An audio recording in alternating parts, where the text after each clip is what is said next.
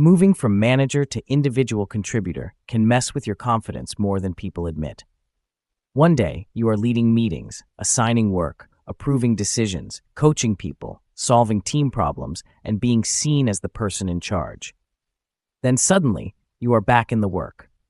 You are completing tasks. You are waiting for approvals. You are reporting to someone else. You may be watching decisions happen that you disagree with. You may even find yourself thinking, I used to be the manager. Why am I doing this now? And here's the part many people do not say out loud. Even if the move was your choice, it can still feel like a loss. You may feel frustrated. You may feel underused. You may feel like your experience is being ignored. You may wonder if people see you differently now. But here's the truth. Moving from manager to individual contributor is not automatically a step backward. It may be a reset. It may be a strategic move. It may be a healthier fit for this season of your life. It may be a way to rebuild expertise, change industries, recover from burnout, or move closer to work you actually enjoy. The key is learning how to make the transition without letting your old title define your new value. Today, we are talking about a career transition that does not get enough attention, going from manager back to individual contributor. Most career advice assumes everyone wants to climb into management. But in real life, many professionals move out of management for very valid reasons. Maybe they want less people management stress. Maybe they miss hands-on work. Maybe they are changing industries. Maybe they were burned out. Maybe they want better work-life balance. Or maybe they realize that managing people is not the only way to create impact. But even when the move makes sense, it can still feel emotionally complicated. So in this episode, we are going to talk about how to manage that transition without feeling like you are moving backward, how to handle the frustration, and how to use your management experience as an advantage in your new role. Before we dive in, I want to let you know that I've put together a collection of free ebooks and practical resources to help you communicate with confidence and grow at work. These guides are short, actionable, and designed to be used in real workplace situations. I've included the link in the description below, and you can download them for free. And if you want to strengthen your strategic planning skills, my book, The Strategy Blueprint, a step-by-step guide to building your company strategy, is now available on Amazon. I've also included that link below. Let's get started.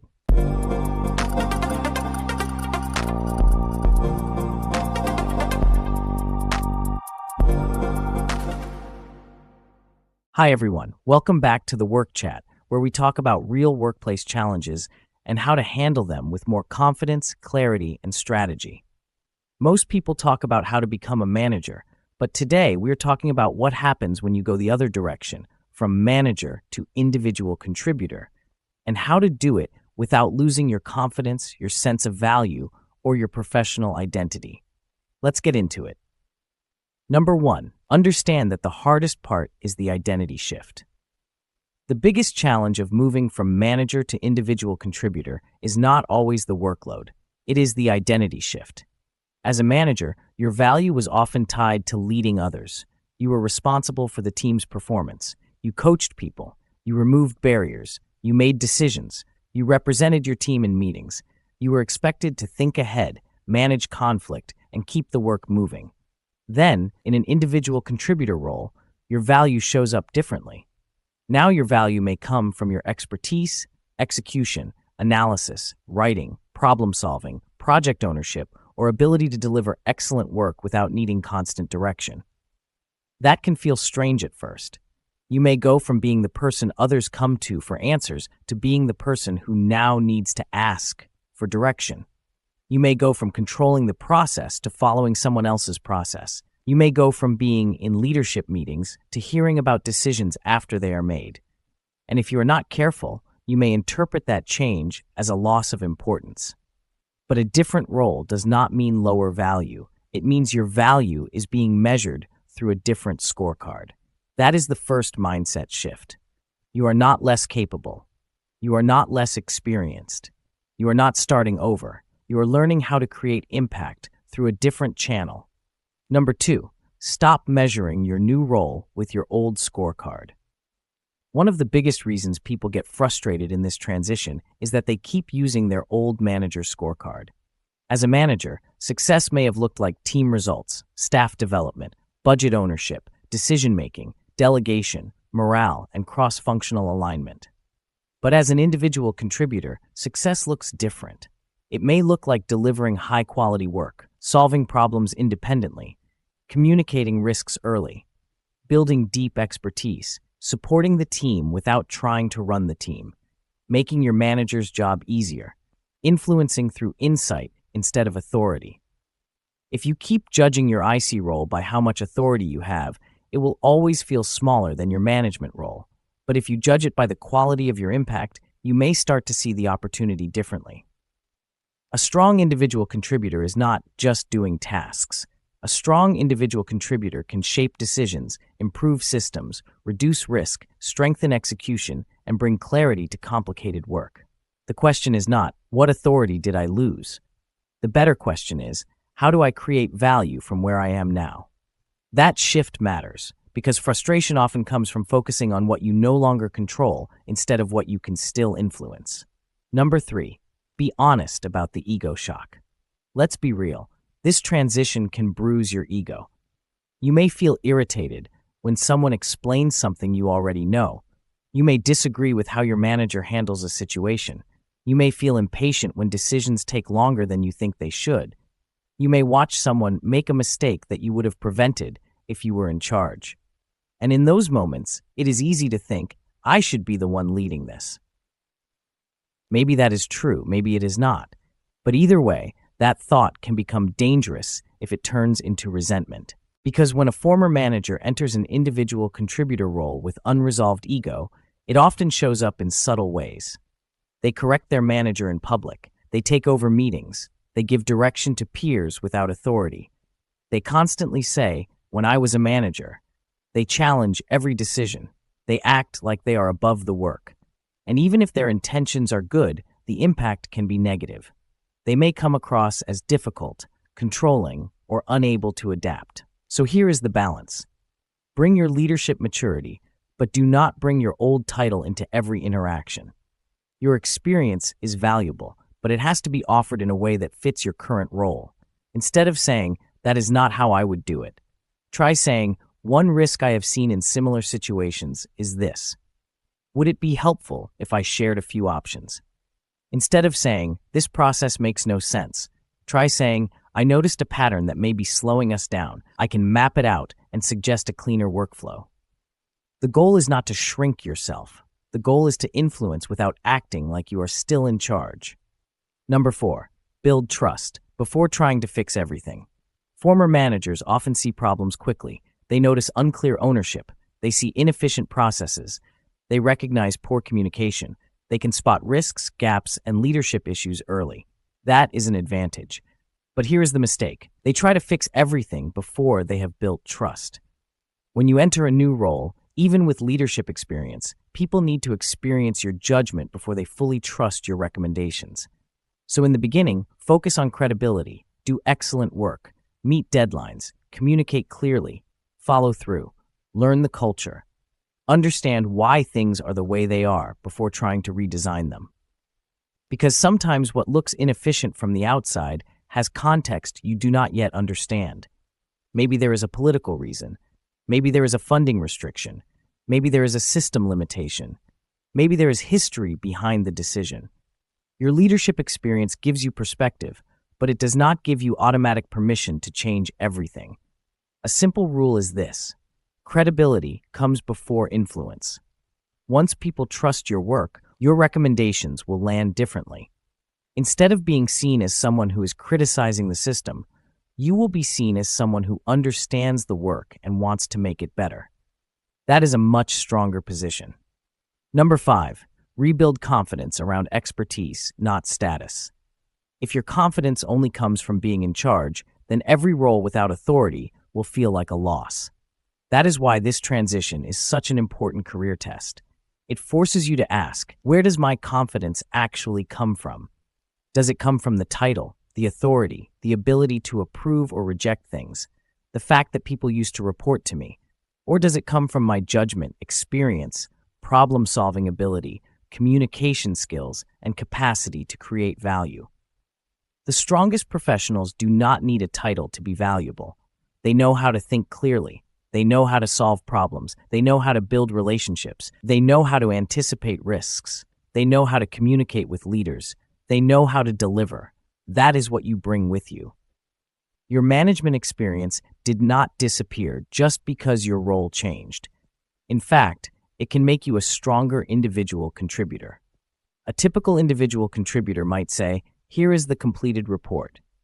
A former manager with leadership maturity might say, "Here is the completed report." These are the three trends I think matter most. This is the risk I see, and this is my recommendation for next steps. That is the difference. You are not just completing work. You are bringing context, judgment, and strategic thinking to the work. That is how you become valuable in the new role. Number 6, do not compete with your manager. This one is important. If you move from manager to individual contributor, you may eventually report to someone who has less experience than you in certain areas. That can be frustrating. You may think, "I have managed bigger teams than this," or "I would have handled that conversation differently," or "Why are they making this so complicated?" But your job is not to prove that you could do your manager's job. Your job is to succeed in your current role. That does not mean you should stay silent when you see a real risk. It does not mean you should pretend everything is fine. But it does mean you need to be thoughtful about how you share your perspective. A good phrase is, "I know this decision is yours. My recommendation is X because of Y. The trade-off is Z." That sentence shows maturity. It respects the decision maker while still offering value. Another good phrase is, "I can support whichever direction you choose. I just want to flag one risk before we move forward." That is influence without ego. The more you show that you can support leadership without trying to undermine it, the more trusted you become. Number 7, decide whether this role is a bridge, a reset, or a destination. Not every manager to individual contributor transition means the same thing. For some people, it is a bridge. Maybe you are changing industries, entering a new organization, or building credibility in a new field. You may take an individual contributor role now because it gets you closer to a future leadership opportunity. For others, it is a reset. Maybe you are burned out from managing people. Maybe you need a season with less emotional labor. Maybe you want to recover your energy and confidence before deciding what comes next. And for some people, it is a destination. Maybe you do not actually want to manage people anymore. Maybe you would rather become a senior expert, consultant, advisor, strategist, analyst, creator, or specialist. Maybe your best work happens when you are deep in the craft, not managing the team. None of these paths are wrong, but you need to know which one you are in. Ask yourself, is this role a bridge, a reset, or a destination? Because if it is a bridge, your job is to build skills, relationships, and proof for the next step. If it is a reset, your job is to recover, stabilize, and regain clarity. If it is a destination, your job is to build mastery and stop apologizing for not wanting the traditional management path. That clarity will reduce a lot of frustration. Finally, number 8, turn your management experience into an advantage. The best part of this transition is that you are not coming into the individual contributor role empty-handed. You bring something powerful. You understand how managers think. You know that leaders care about priorities, risks, timelines, trade-offs, budgets, stakeholder expectations, and results. So use that. Do not just complete tasks. Add judgment. Do not just identify problems. Offer options. Do not just send updates. Explain what matters. Do not just wait for direction. Anticipate what your manager needs. For example, instead of saying, "I finished the project plan," you can say, "I finished the project plan. I also highlighted the 3 areas where we may have timeline risk, and I added 2 options for how we can reduce delay." That is what makes you stand out. You are bringing a manager's lens into an individual contributor role. That is not a weakness. That is your edge. At the end of the day, moving from manager to individual contributor can feel uncomfortable because it challenges how you see yourself. You may have less authority. You may have less control. You may not be in every leadership meeting. You may have to adjust to being closer to the work again. But that does not mean you are moving backward. You are simply being asked to create value in a different way. So remember, stop measuring your new role with your old scorecard. Be honest about the ego shock, but do not let it turn into resentment. Build trust before trying to fix everything. Use your leadership experience as an advantage, not as a reason to overstep. Do not compete with your manager. And most importantly, decide whether this season is a bridge, a reset, or a destination. Because management is not the only path to professional value. Sometimes the smartest career move is not moving up. Sometimes it is moving closer to the work that fits your strengths, your energy, and your long-term goals. That's a wrap for today's episode. Before you go, don't forget to check out the free resources and my book, The Strategy Blueprint, on Amazon. I've included the links in the description. If this episode helped you, please like this video, subscribe to the Work Chat, and share it with someone who may be navigating a career transition right now. And I'd love to hear from you in the comments. Have you ever moved from manager to individual contributor or considered leaving management? What was the hardest part of that transition? Thanks for joining me today on the Work Chat, and I'll see you in the next episode.